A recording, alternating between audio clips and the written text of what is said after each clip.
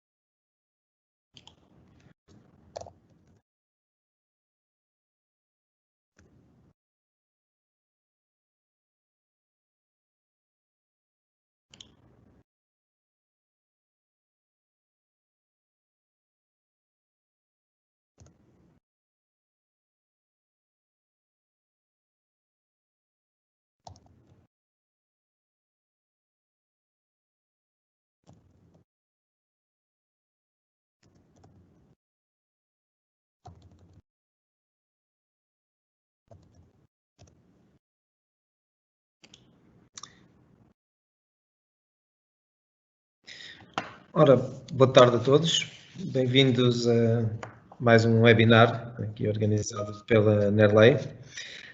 O meu nome é Henrique Carvalho, sou neste momento diretor executivo da Nerley. É um prazer estar com todos aqui. Pela indicação que tenho, ainda estão a chegar muitas das pessoas inscritas. É um gosto ter cerca de 35 participantes. Espero que seja aqui um bom momento de trabalho. Hoje vamos tratar de um tema central sempre na vida das empresas e da gestão das empresas, que é a sua capitalização. Vamos contar para isso com a ajuda da TGA, uma empresa que trabalha com a Nerley e especificamente aqui num projeto que temos que visa precisamente dotar as empresas de mais capacidade e competências para a sua gestão, nomeadamente no que diz respeito à gestão da sua estrutura financeira. Vai estar connosco o Marcos da TGA, Marcos Ramos, que nos vai ajudar neste trabalho, falando aqui em alguns aspectos básicos da capitalização das empresas e também de algumas tipologias e ações e intervenções que podem e devem ser executadas para que as empresas tenham uma estrutura financeira mais equilibrada, sobretudo e também ainda nesta fase mais difícil da tesouraria das empresas, onde estes problemas, que são sempre importantes, ganham ainda uma especial relevância. O projeto Move PME, nesta componente capitalizada, que depois falaremos mais à frente, a minha colega Hélia Cismeiro fará a explicação de como é que as empresas poderão contar com o apoio da Nerley e deste projeto para, se quiserem, desenvolver as suas competências nesta área e poderem contar com um apoio especializado para melhorar a sua estrutura financeira. Estava a dizer que o objetivo central é ver aqui alguns aspectos técnicos no que diz respeito à capitalização e a uma adequada estrutura financeira e depois também que tipologias de intervenções, que tipos de ações e como é que podem ser executadas e também, especificamente, no contexto deste projeto, que explicaremos mais à frente os detalhes da sua execução e de como é que as empresas, se quiserem, possam obter essa participação especializada. Portanto, para otimizar o nosso tempo, vou passar aqui a palavra ao Marcos. Obrigado, Marcos, aqui por esta boa colaboração. E depois, no final da sessão, teremos também um período de perguntas e respostas, caso existam alguns aspectos que queiram ver mais bem esclarecidos. Obrigado e até já.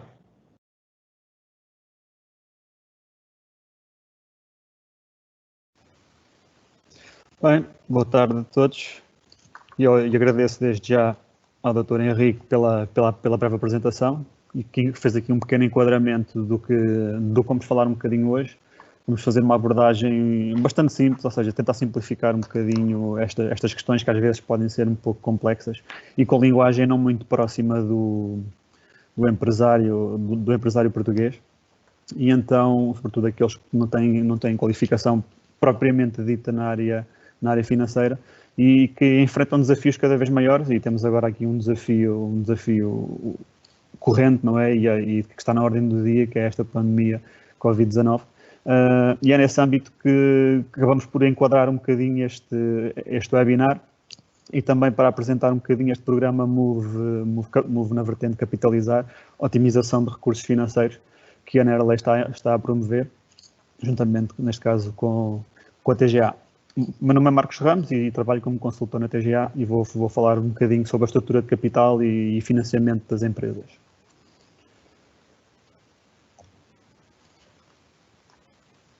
Ok. Este é um bocadinho o nosso plano de trabalho, se quisermos chamar assim, para hoje. Vamos tentar, de forma breve, ou seja, um enquadramento muito rápido das PME portuguesas. Depois falar um bocadinho na estrutura de capital de cada uma em função da sua dimensão e a forma como isso afeta ou não o rendimento de cada uma delas e também as práticas de gestão.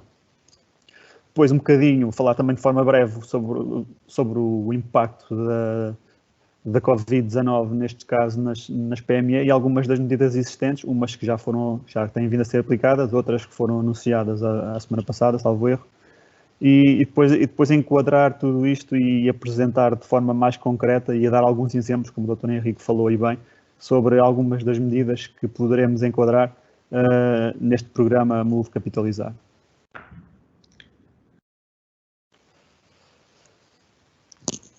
Pronto, partimos desta questão que acaba por ser, que a resposta pode ser ou não tão óbvia, não é, para alguns. A questão é, são as grandes empresas mais rentáveis? Ou seja, mais dimensão está associada a uma gestão mais profissionalizada, neste caso, ou mais eficiente, se quisermos, e por aí faz com que as empresas sejam mais rentáveis? Esta é a questão que vamos procurar responder aqui de forma breve.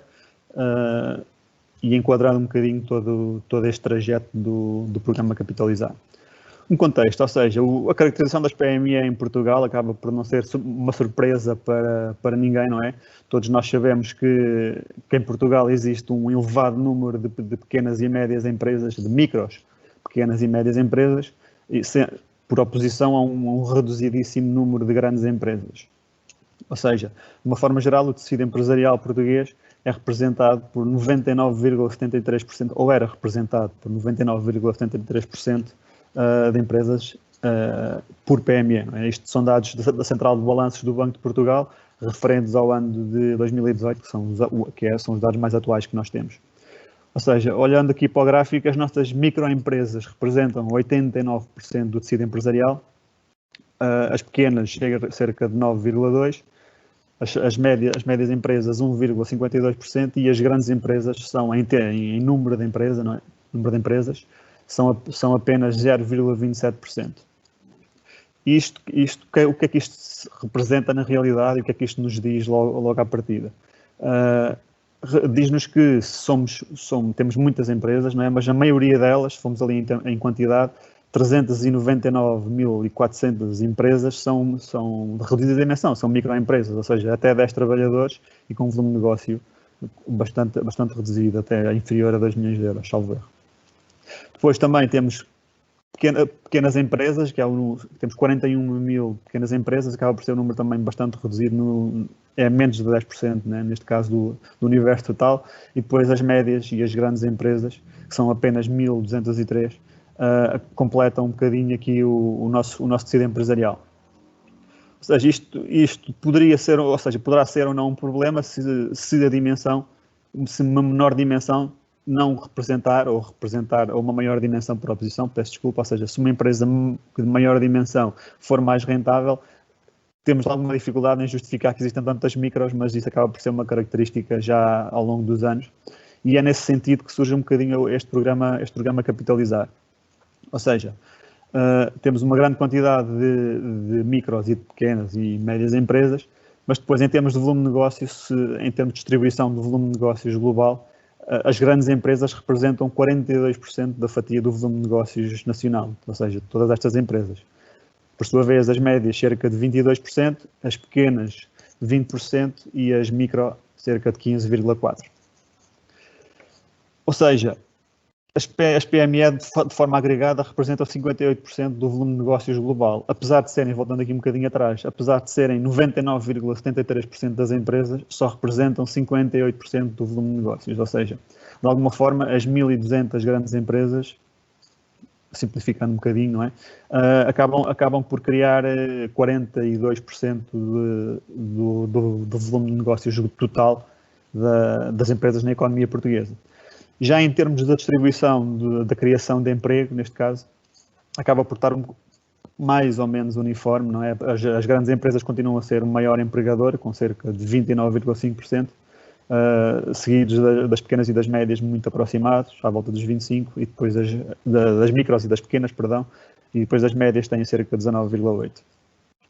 Ou seja, 99,73% das nossas empresas representam 58% do volume de negócios. E temos a tal questão da dimensão, ou seja, as restantes empresas, os 0,27%, representam 42% do volume de negócios global. Logo por aqui temos, ou seja, conseguimos evidenciar um bocadinho a variável dimensão e a importância que a variável dimensão tem na gestão das empresas, sobretudo em determinados setores, não é?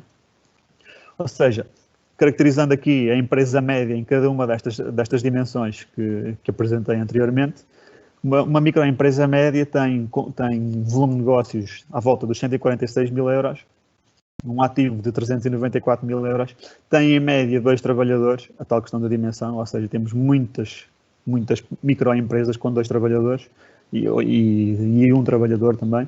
E regra geral, em média, digamos assim, simplificando também, apresentam um resultado líquido de cerca de 6 mil euros, dos 146 do volume de negócios. Por sua vez, as pequenas empresas já têm uma dimensão consideravelmente superior, ou seja, o volume de negócios médio já é 1,8 milhões de euros, com um ativo sob gestão de 2,3 milhões de euros e empregam em média também 18 trabalhadores. Libertam também cerca de 80 mil euros dos 1,8 milhões de euros. Nas médias empresas temos aqui mais um salto de dimensão, ou seja, o volume de negócios médios passa para os 12,3 milhões de euros e passa para um ativo também de 15,7 e para 89 trabalhadores em média. O resultado líquido é superior a 519 mil euros, neste caso, o que por aqui acaba também por demonstrar um bocadinho aquilo que dissemos anteriormente, ou seja, mais capacidade e maior volume de negócios também acaba por libertar, em termos de quantidade, mais valor em resultado, não é? Já as grandes empresas têm um volume de negócios médio de 132,5 milhões de euros, um ativo de 153,5 milhões, têm em média 750 trabalhadores, ou seja, isto são tudo valores médios, não é? E apresentam um resultado líquido também de 5,8. Ou seja, estes são os dados da Central de Balanços. Haverão empresas de dimensão superior, haverão empresas também de dimensão inferior, mas os dados médios, com todo o enviesamento que isso pode gerar, nos dizem é isto, não é?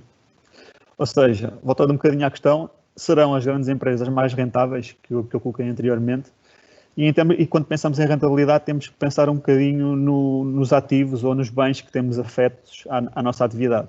Aqui um bocadinho o balanço contabilístico, não é? Simplificado. À esquerda temos os ativos que fazem parte de uma empresa, ou seja, representam bens ou direitos e permitem à empresa desenvolver a sua atividade. Como exemplos temos os equipamentos, as máquinas, os estoques de mercadorias, o saldo de clientes, o valor em caixa e outro tipo de ativos, não é? Por sua vez, este ativo, que é o que a empresa tem para gerar resultados, tem que ser financiado de alguma forma. E ele pode ser financiado de forma em 2 grandes grupos, de forma simples, não é? Ou através de capital próprio, neste caso são os valores que os sócios ou acionistas têm investido na empresa, ou incorpora o capital social, os resultados e também outras rúbricas menos comuns, digamos assim. E o capital alheio, que é mais conhecido como passivo, que representa de uma forma simples, não é, todos os créditos, todas as obrigações, todas as responsabilidades assumidas pela empresa perante terceiros. Estão aqui os empréstimos bancários, está aqui o saldo de fornecedores, estão aqui outro tipo de obrigações também. Ou seja, voltando aqui um bocadinho atrás, eu olhando para a forma ideal de financiar o meu ativo seria para não estar dependente de ninguém através de capital próprio.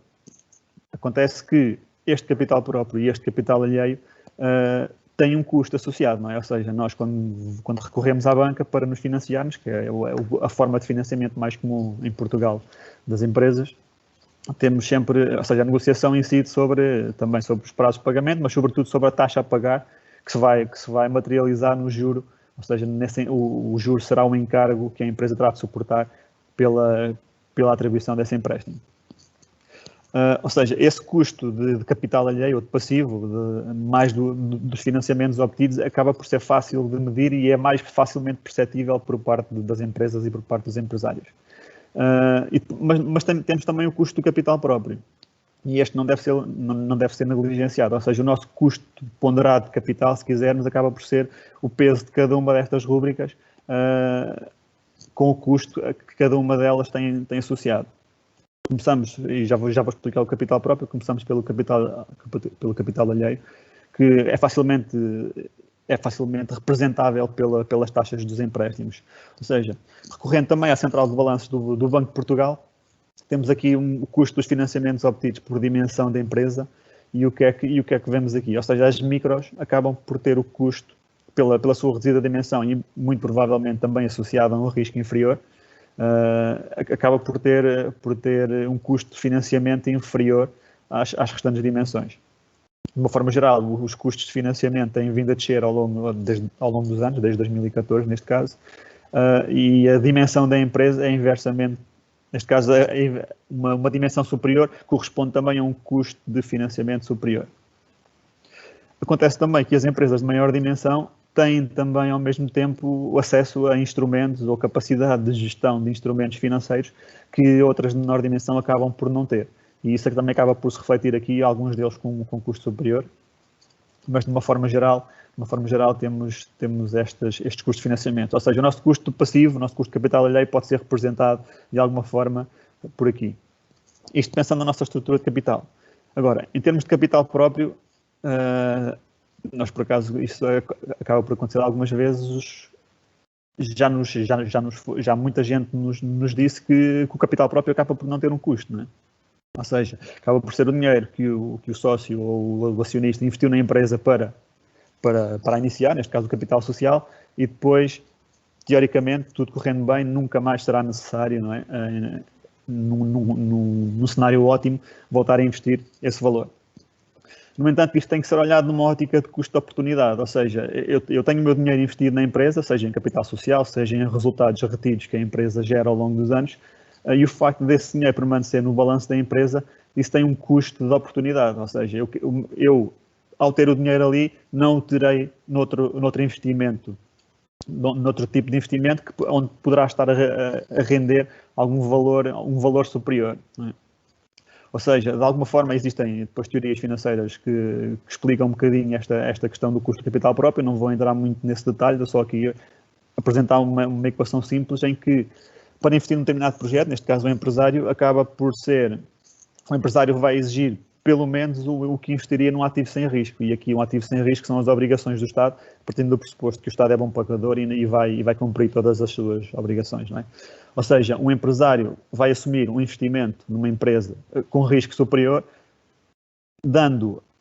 partindo como referência um ativo sem risco, as obrigações soberanas, neste caso, e incorporando um prémio de risco associado ao projeto em si. Ou seja, este projeto, em função das suas características, todos os seus parâmetros, acaba por ter um risco associado. E esse risco associado é representado através de um prémio de risco, não é? Ou seja, esse prémio de risco vai refletir de alguma forma as características do negócio.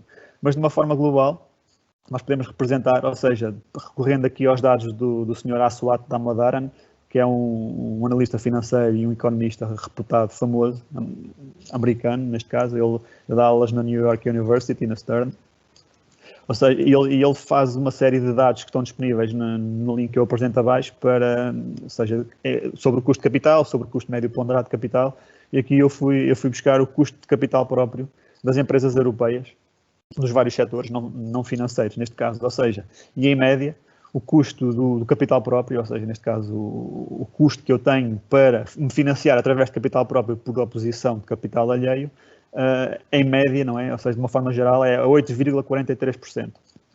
Ou seja, eu com 8% ou com 8,42% prefiro investir noutra coisa porque tenho, eventualmente, outros investimentos com um risco semelhante que me darão esta rentabilidade. Para investir numa empresa, em média, eu vou querer uma rentabilidade ao final do ano de 8,43%. Ou seja, a minha rentabilidade do meu capital.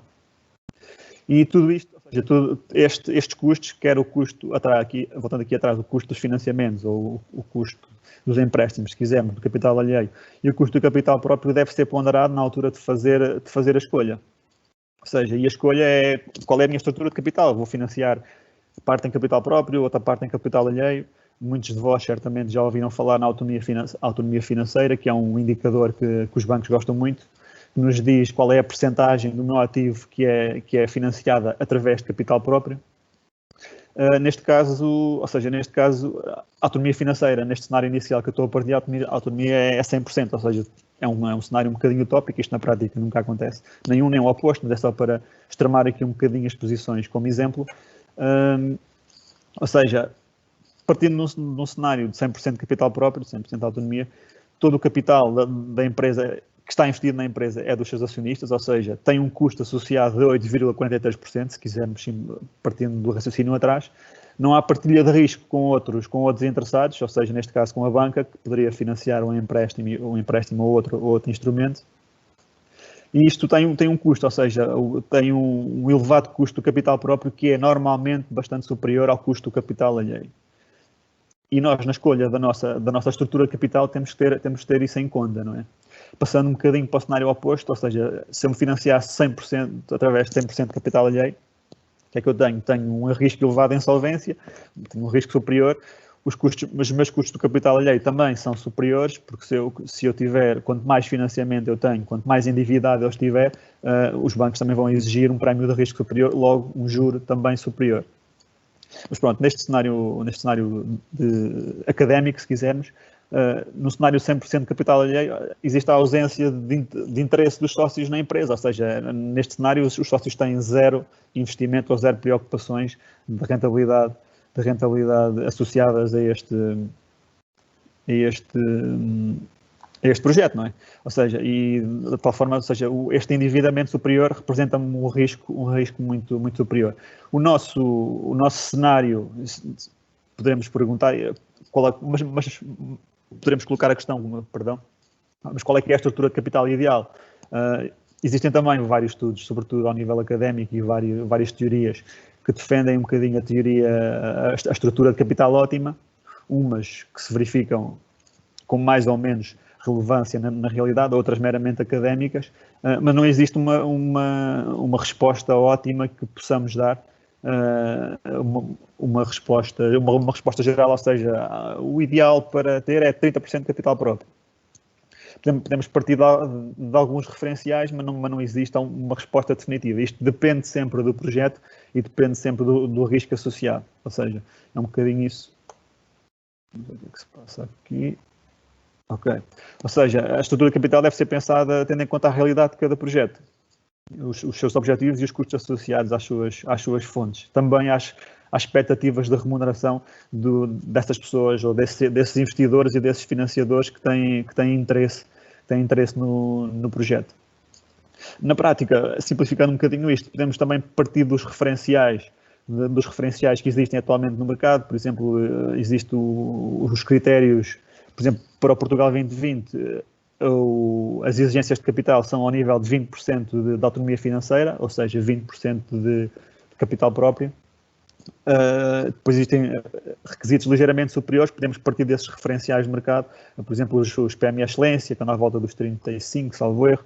Mas pronto, a estrutura de capital normal atualmente anda a partir dos 25 até aos 35, 40% normalmente, em termos de percentagem de capital próprio. Mas isso deve ser testado e deve ser analisado tendo em conta de cada empresa, porque cada projeto de cada empresa acaba por ter uma realidade bastante distinta, não é?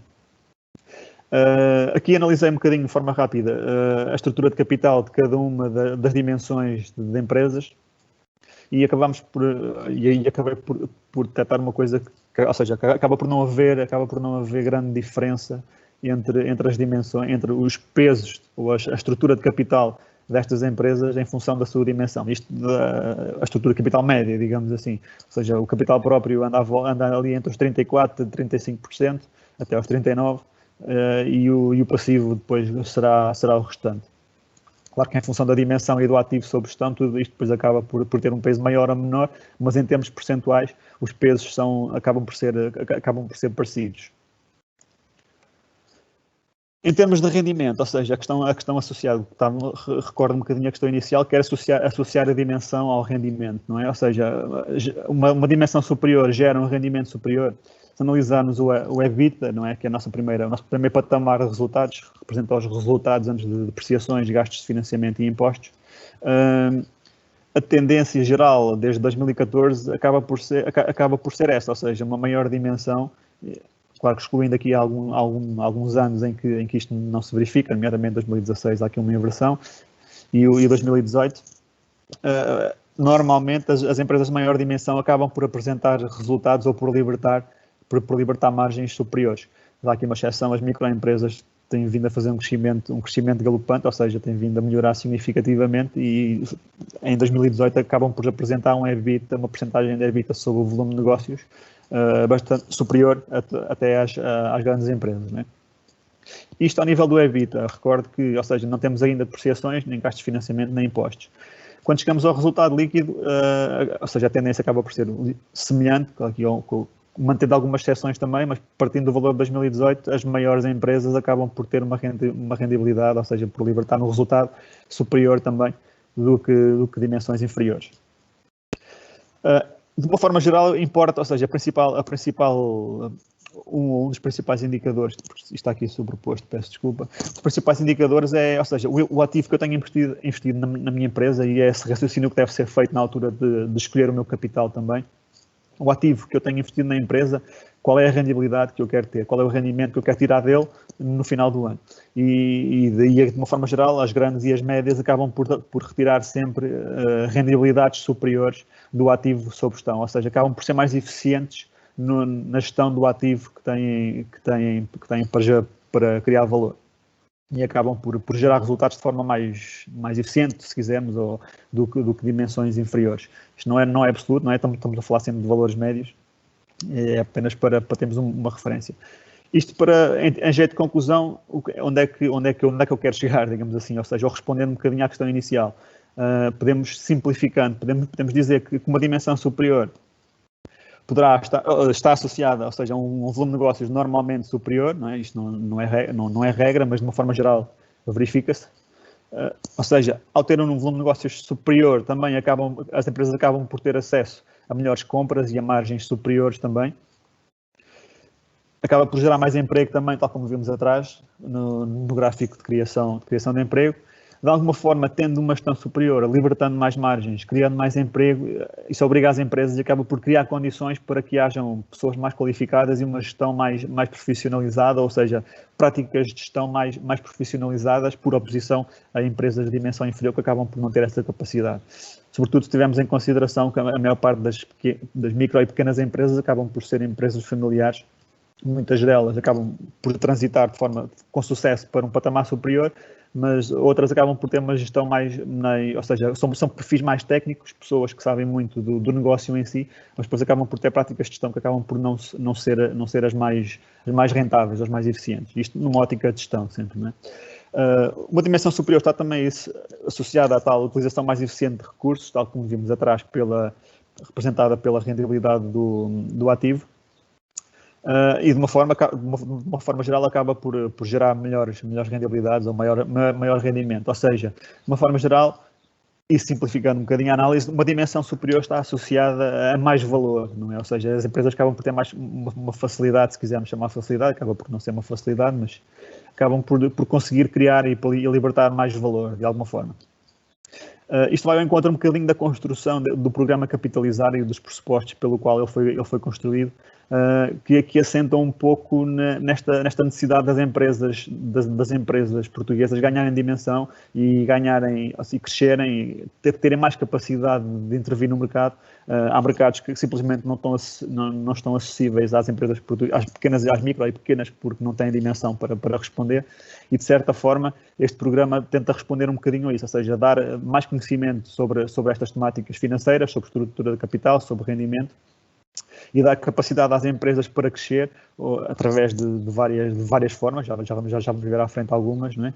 E dessa forma chegar ao mercado e gerar mais rendimentos, mais emprego e gerir os seus recursos de forma mais eficiente. Pegando um bocadinho nesta parte da dimensão e da performance para a realidade de hoje em dia, ou seja, o impacto um bocadinho da pandemia Covid-19 na economia e nas empresas portuguesas. Isto, ou seja, isto parte da minha análise e a minha opinião. Eu tentei divido isto em dois prazos, se quisermos. O primeiro impacto sentiu-se e sente-se a curto prazo, ou seja, que será na fase que se verificou na fase 1 de confinamento e na fase 2 de reabertura da economia, onde nos encontramos agora, e depois de mais de médio e longo prazo, aquilo que alguns autores chamam de novo normal, ou seja, uma nova realidade que as empresas terão de se ajustar. No caso da ocorrência de uma segunda vaga e uma eventual necessidade de confinamento, ou seja, estas fases irão repetir-se, pelo menos talvez não as 3, mas pelo menos as primeiras 2, provavelmente haverá essa necessidade.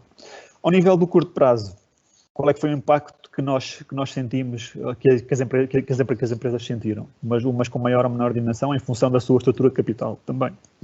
Ou seja, com o confinamento, não é? Com o fecho dos mercados, se quisermos chamar assim, verificou-se um congelamento das cadeias de valor, ou seja, os clientes deixaram de comprar, as empresas deixaram de receber, deixaram de conseguir pagar aos seus fornecedores, as matérias deixaram de circular, ou seja, gerando problemas de tesouraria, gerando problemas de recebimentos e de pagamentos.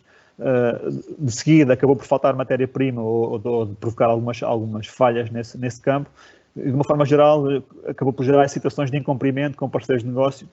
Eu aqui em parceiros estou a englobar clientes, fornecedores, banca, investidores, todos os relevantes para cada realidade, não é? Ou seja, de certa forma houve aqui esta questão da gestão de tesouraria, a gestão de cash flows, que foi o primeiro impacto que se sentiu. Não é por acaso que as soluções encontradas tiveram todas esse pressuposto de garantir ou dar à empresa ou de congelar, garantir capacidade de tesouraria ou salvaguardar a capacidade de tesouraria das empresas, ou seja, através do layoff, reduzindo os custos com os recursos humanos, os gastos com o pessoal, de alguma forma, através da moratória fiscal e de créditos fiscais também, através das linhas de incentivos do Portugal 2020, que muitas delas tinham este objetivo, ou seja, injetar dinheiro rápido na economia para que as empresas tivessem capacidade de enfrentar um bocadinho este período, e através das linhas de financiamento bancário, as tais com prazos longos de carência, que acabam por dar às empresas aqui algum folgo financeiro de curto prazo para enfrentar este período.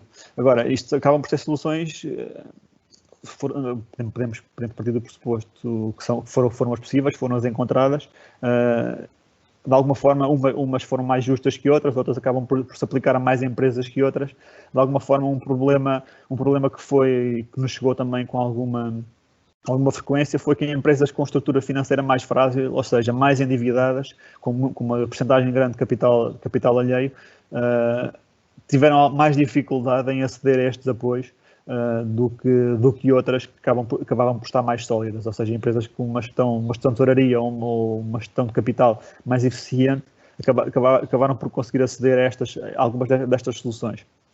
Houve outras que, ou por pequenos problemas de tesouraria, ou por pequenos problemas de dívidas à segurança social, ou algo do género, provocadas por quebras de tesouraria, acabaram por não conseguir aceder ao layoff, à moratória fiscal e alguns créditos destes que foram disponibilizados. Este é o primeiro impacto, ou seja, o primeiro impacto foi o impacto que sentimos e que estamos a sentir neste momento. Trouxe também aqui este gráfico, só para termos um bocadinho uma ideia, de uma forma geral. Isto em 2016, o JP Morgan Chase analisou a capacidade de resposta que simula, ou seja, tentou simular uma quebra de cash flow extraordinária, ou seja, um bocadinho a realidade que vivemos no Covid. Ou seja, se deixasse dinheiro de entrar nas empresas, quanto tempo é que elas sobreviveriam com o dinheiro que têm em caixa e equivalente? E na realidade dos Estados Unidos isto representava 27 dias, ou seja, as empresas tinham de uma forma geral, a maior parte das empresas, algumas mais, outras menos, em função dos setores também os setores também têm influência, mas tinham em média 27 dias de caixa. Ou seja, estas medidas que falámos aqui atrás tiveram também como objetivo estender um bocadinho estes cash buffer days, este período que as empresas conseguiam estar sem ter sem rendimento nenhum ou com um rendimento inferior àquele que estariam habituadas. A médio e longo prazo, isto vai trazer, ou seja, a realidade que vivemos vai trazer algumas exigências às empresas, né? Ou seja, a permanência do vírus SARS-CoV-2 vai provocar, ou está a provocar já algumas alterações nos padrões de consumo. A face mais visível, que podemos ver está relacionada com a restauração, com o turismo, não é? Houve uma fuga desses setores. Haverão outros que acabam por sentir o impacto de forma superior ou inferior. De alguma forma, isto provocou algum redirecionamento do consumo para mercados digitais. Não é por acaso que alguns destes projetos do Portugal 2020 tiveram como objetivo incentivar esta transição digital das empresas. Vai provocar também, de alguma forma, ou seja, a construção de cadeias de valor mais curtas, ou seja, o paradigma atual de produção de baixo custo na Ásia está a ser bastante repensado, sobretudo ao nível da Europa. Algumas medidas que já vou apresentar a seguir têm como objetivo justamente isso. Ou seja, tudo isto vai levar um bocadinho, ou tem provocado também uma redefinição das prioridades de consumo por parte dos clientes. Ou seja, alterando os padrões de consumo e alterando estas questões das cadeias de valor, isto traz exigências às empresas, não é? E o que é que as empresas podem ou não fazer, não é? Ou seja, algumas coisas que podem ou que devem ser feitas, neste caso. Poderão ser ajustados ou redefinidos completamente os modelos de negócio. Neste caso, para qualquer uma destas medidas, o programa Move Capitalizar pode ajudar.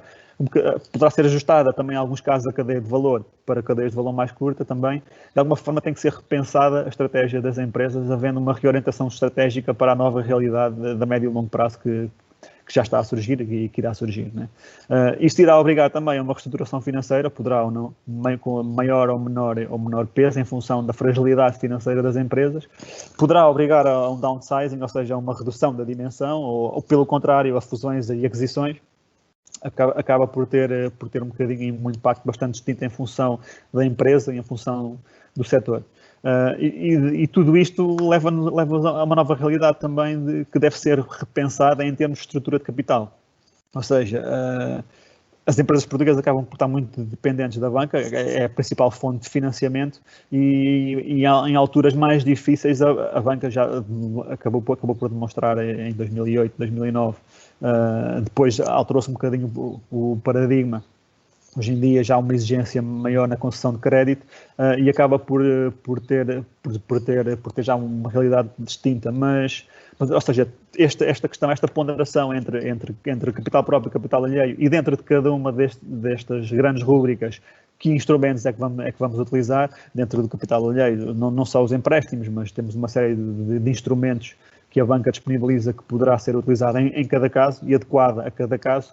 Tudo isso deve ser pensado e são tudo áreas que vamos trabalhar neste programa Move Capitalizar. Ou seja, pegando um bocadinho nesta questão do impacto do Covid e o que foi anunciado pelo Governo na semana passada, há 2 semanas, salvo erro, este programa de estabilização económica e social, eu vou-me centrar apenas de forma rápida nas medidas para as empresas. Ou seja, há aqui algumas grandes rúbricas, através de mecanismos de financiamento, que basicamente são instrumentos de crédito, são instrumentos de financiamento dados pela banca, não só pela banca, neste caso, as linhas de crédito pela banca, os seguros de crédito para exportação e também está em estudo um seguro de crédito para o mercado nacional. Tudo isto pode ser consultado no link do Programa de Estabilização Económica e Social. Isto é apenas um resumo muito breve. Está também a ser construído um veículo próprio de dívida que vai permitir à empresa, através da emissão de dívida agregada ou dívida conjunta, se quisermos, no mercado de capitais, através de obrigações ou de uma carteira de obrigações, para financiar empresas, ou seja, fugir um bocadinho do panorama banca e indo aqui ao mercado de capitais, buscar, neste caso, capital alheio também, através de obrigações. Existe também a opção de sale and leaseback, ou seja, através da venda dos imóveis da empresa, através de fundos de investimento imobiliário e do seu arrendamento posterior, poderá gerar aqui alguma folga de tesouraria a algumas empresas. Existem também as moratórias bancárias que já existem e que serão alargadas. Existem também, ou seja, irão estar em vigor, se já não estão, as questões de algumas medidas fiscais, algumas que já estão, outras que foram adicionadas e foram apresentadas agora, nomeadamente aqui alguns benefícios ao nível do pagamento por conta, alguns benefícios também ao nível das tributações autónomas, através da desconsideração do agravamento destas tributações. E também o prazo de reporte dos prejuízos fiscais, neste caso, para prejuízos incorridos no ano 2020 e 2021, vai ser alargado de 5 para 10 anos, ou seja, e também o limite de dedução acaba por dar aqui às empresas alguma capacidade de reportar ao longo dos anos os eventuais prejuízos em que possam ocorrer nestes anos de impacto mais significativo da economia. Isto diz respeito ao primeiro semestre de 2020, ao segundo semestre de 2020 ao primeiro semestre de 2021. Existem também medidas para fomentar, ou seja, indo ao encontro da tal questão da dimensão que falámos e que enquadra um bocadinho este programa Move Capitalizar também, existem medidas que procuram fomentar a concentração e as aquisições, as fusões e aquisições de PME, ou seja, existe a medida de desconsideração do limite de utilização dos prejuízos fiscais, a dispensa de derrama estadual também, neste caso das aquisições. Existe também a transmissão de prejuízos fiscais para a sociedade adquirente, ou seja, a sociedade adquirente vai poder reportar esses prejuízos fiscais pelas condições que falámos atrás também, de 5 para 10 anos. Existe também a questão, um crédito fiscal extraordinário de investimento, para investimentos realizados durante o segundo semestre de 2020 e 2021, vai permitir reduzir à coleta 20% do total do investimento até com limite de 5 milhões de euros durante um período máximo de 5 exercícios, tendo como condição a manutenção dos postos de trabalho durante 3 anos. Foi também criado, ou será também criado, o Fundo de Capitalização de Empresas através do Banco de Fomento. Isto será direcionado para empresas com elevada capacidade e potencial de crescimento, ou seja, em setores estratégicos e marcadamente exportadoras, em setores essenciais, e que poderão aceder a este fundo, não é? E a tal questão das cadeias curtas que identificámos atrás também consta deste Programa de Estabilização Económica e Social. Ou seja, isto são diretivas que vêm através da União Europeia. O objetivo é a União Europeia estar menos dependente, na medida do possível, de produção externa, digamos assim. Daí que existem estes incentivos para a integração de projetos nacionais em cadeias de valor, neste caso europeias, e serviços de valor acrescentado. E também centros de engenharia e centros de materiais, sobretudo nestes materiais que estão aqui elencados. A ideia global é aquela que eu sublinho ali no final: melhorar a integração das empresas portuguesas nas cadeias de autonomia estratégica europeias, ou seja, aquelas que estão identificadas para a União Europeia como estratégicas, não é? Está a repetir este slide.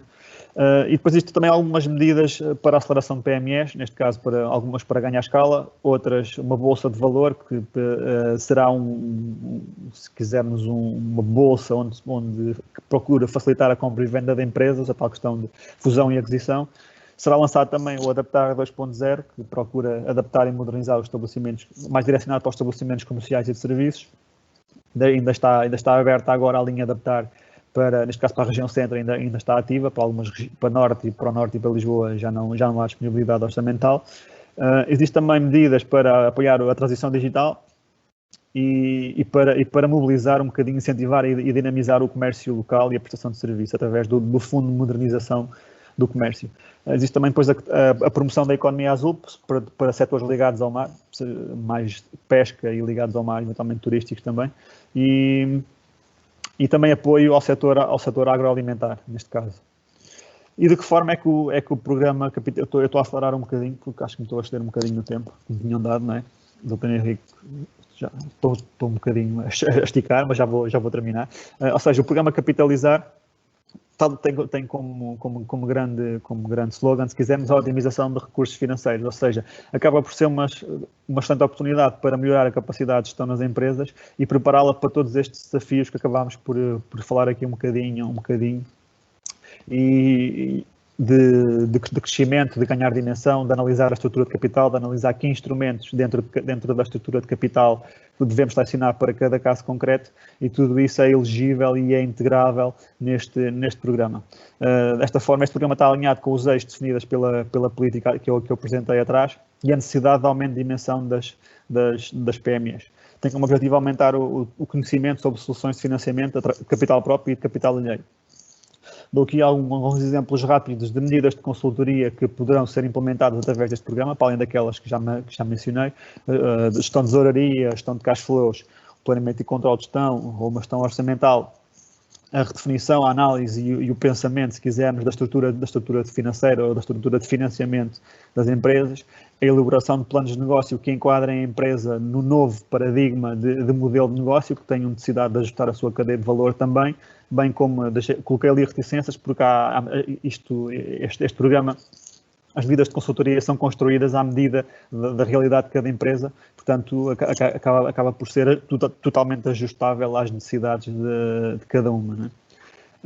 De uma forma geral, a doutora ela já vai apresentar com mais detalhe, mas deixo aqui um bocadinho a tipologia, a estrutura do programa. Tem horas de formação, tem horas de consultoria, e poderá abranger até três trabalhadores por empresa, mas a doutora ela já vai apresentar de seguida com mais detalhe. Deixo só aqui esta citação de Michael Porter, que a essência da estratégia é escolher o que não fazer. Muitas vezes estamos preocupados a tentar saber o que é que devemos fazer, mas se calhar o que não devemos fazer, muitas vezes acaba por ser mais importante. E aqui tentaremos ajudá-lo neste novo capitalizar naquilo que tiver em dúvidas. Não sei se algumas questões se calhar ficarão para o fim. Agradeço a disponibilidade e passo a palavra à doutora Hélia, neste caso. Ao doutor Henrique, perdão. Muito bem, Marcos, muito obrigado. Aqui uma luta um bocadinho contra o tempo, é sempre difícil de gerir, mas muito obrigado. Penso que ficaram claros os aspectos principais daquilo que era importante falar sobre este tema. Obrigado por isso. Deixamos um período de questões para o momento seguinte. Agora pedi à colega Hélia para fazer uma breve síntese do que é a possibilidade das empresas terem um apoio através do programa MOVE PME. Obrigado. Boa tarde, o meu nome é Hélia, sou coordenadora do Departamento de Formação e agradeço ao Marcos pela excelente apresentação que fez, porque facilitou aqui um bocadinho a minha parte, não é? Deixou-nos aqui algumas pistas que podem ser, muitas medidas que podem ser trabalhadas neste projeto, que é o MOVE PME, capitalizar a otimização de recursos financeiros. E o que é um programa, o que é o MOVE? O MOVE é um programa de formação-ação que, como o próprio nome indica, combina momentos de formação e de consultoria especializada dentro das empresas. Ou seja, na vossa empresa vão ter a oportunidade de ter um consultor ou vários consultores especialistas que irão começar o processo por fazer um diagnóstico. Este projeto tem 3 fases muito importantes, que eu diria que é o diagnóstico, a definição de um plano de ação e a avaliação desse plano de ação dentro das empresas. Este projeto tem a duração de 12 meses, tempo máximo, mas pode ser mais rápido. É feito em função da disponibilidade da empresa e dos objetivos e dos interesses da empresa, e é feito em função dos objetivos também dos consultores. Como é que funciona? Em primeiro lugar, é feito um diagnóstico, e esse diagnóstico diria que é a fase crucial, porque é um processo individualizado e único, cada empresa tem um ponto de partida, não existem diagnósticos iguais de empresa para empresa. Cada empresa é única, cada empresa tem as suas necessidades e essas necessidades vão ser definidas no diagnóstico, por isso é que é um momento crucial, é individualizado e é lá onde vão ser definidas as medidas que vão ser implementadas durante este projeto. Este projeto, como o Marcos diz, tem a intervenção sempre de uma pessoa da direção ou uma pessoa da chefia e permite mais 2 colaboradores, ou seja, são 3 pessoas participantes aqui no projeto que vão ser aqui os agentes de mudança. E em colaboração com o consultor, vão definir quais são as medidas que querem trabalhar na sua empresa e isso constitui o plano de ação. O plano de ação são as medidas que estão definidas e que foram previamente validadas no diagnóstico pelo consultor e pelo empresário e que vão ser trabalhadas ao longo deste programa. Pode ser por um consultor ou por vários consultores especialistas, porque podem ser várias medidas diferentes.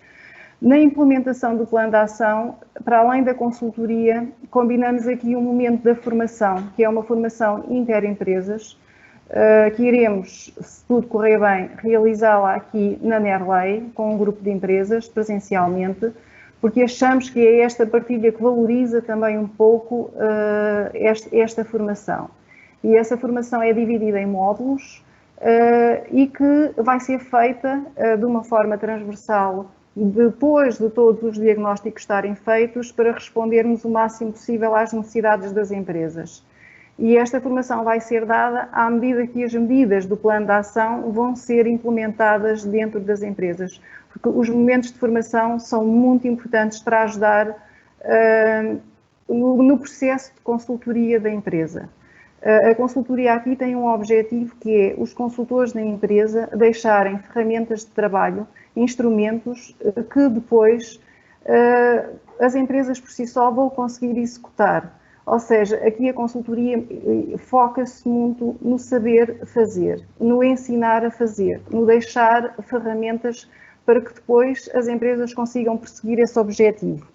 E no final vai haver uma avaliação dos resultados, ou seja, vai haver uma avaliação das medidas que foram implementadas, se foram ou não medidas importantes e estruturais para a empresa e, se não foram, porquê é que falharam e quais são as alternativas que vamos deixar na empresa para conseguir atingir outros objetivos.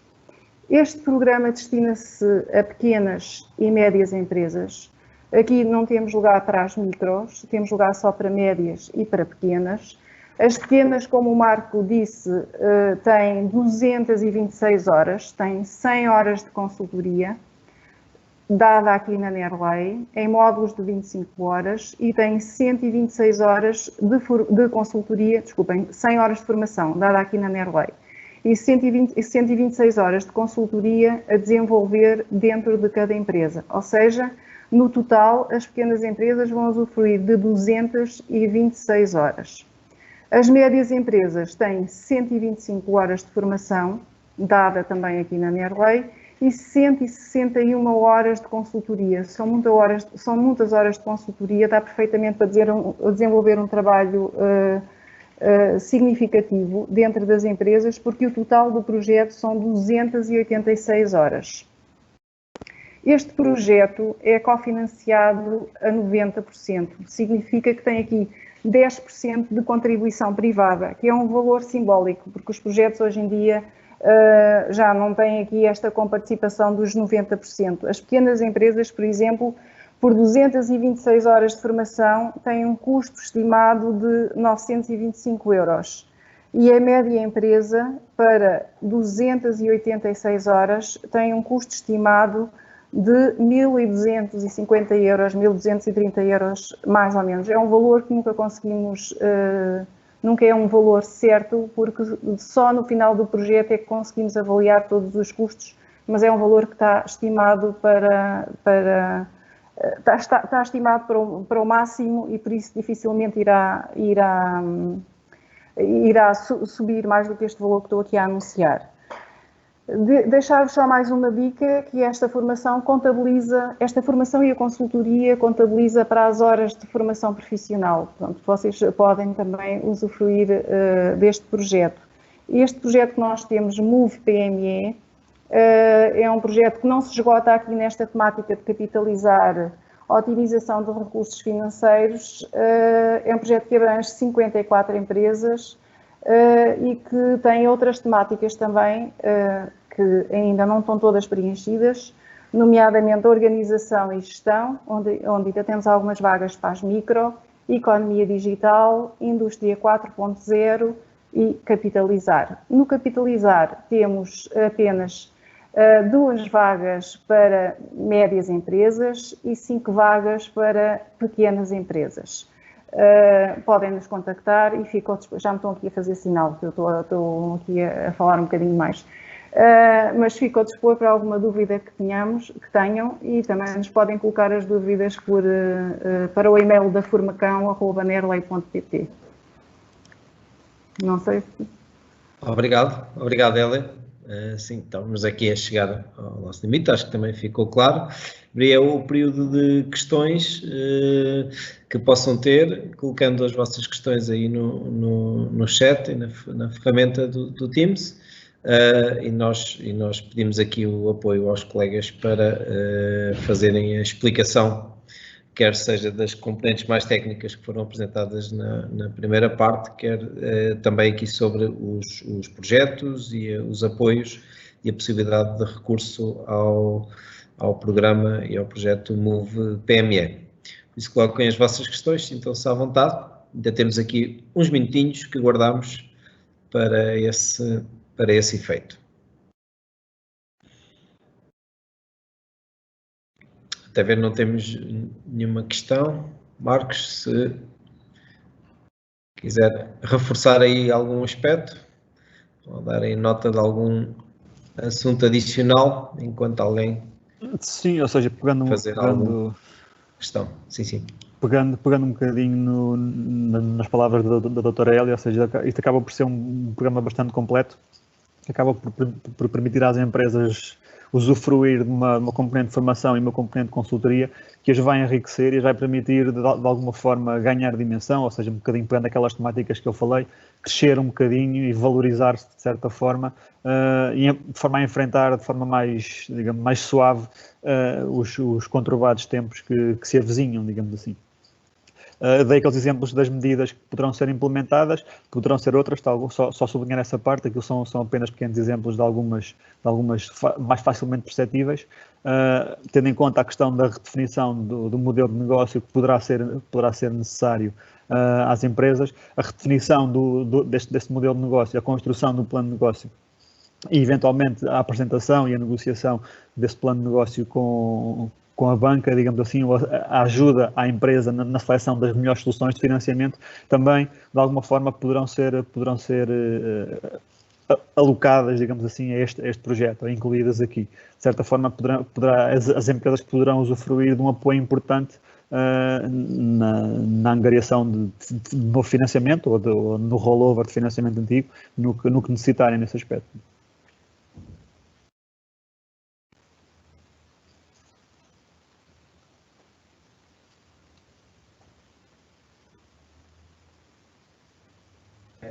Obrigado pelo sinal. Estava a falar com o microfone desligado. Do nosso lado, e aquilo que estamos focados em fazer, que é apoiar as empresas utilizando os mecanismos que estão aprovados e os programas que estão em curso.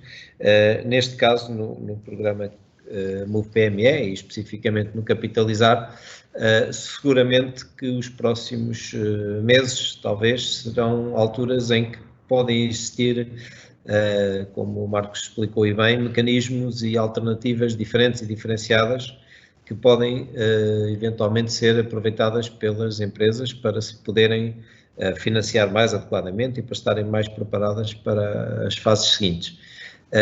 E, portanto, o programa sendo aberto e dependente do diagnóstico que é feito, abre a possibilidade de poder fazer intervenções diferenciadas que podem passar por instrumentos que ainda podem não estar hoje totalmente claros e bem desenhados ainda, mas podem vir a ficar e claramente que alguns deles podem ter um nível de alguma complexidade que exigem algum apoio, e este programa também pode ser uma boa ajuda nesse sentido. E, portanto, é mais uma chega, não foi desenhado com esse propósito, mas face aos problemas que estamos a viver, pode ainda ser também uma possibilidade, que é aproveitar esse apoio e essa ajuda para atuar sobre a estrutura financeira das empresas. Ora, não havendo questões, isso terá sido tudo totalmente claro. Provavelmente. Estamos no fim do nosso tempo. Deixo aqui só um bocadinho para ver se há alguma questão. Parece que não. E, portanto, resta-me agradecer ao Marcos e à Hélia aqui a colaboração para o nosso webinar. Penso que foi muito produtivo e esclarecedor sobre aquilo que poderemos fazer em conjunto com as empresas participantes no projeto, e ficaremos à disposição para esclarecer qualquer questão que possam querer colocar depois para os contactos que já foram disponibilizados. Mais uma vez, muito obrigado a todos e até um próximo evento. Muito obrigado. Obrigado.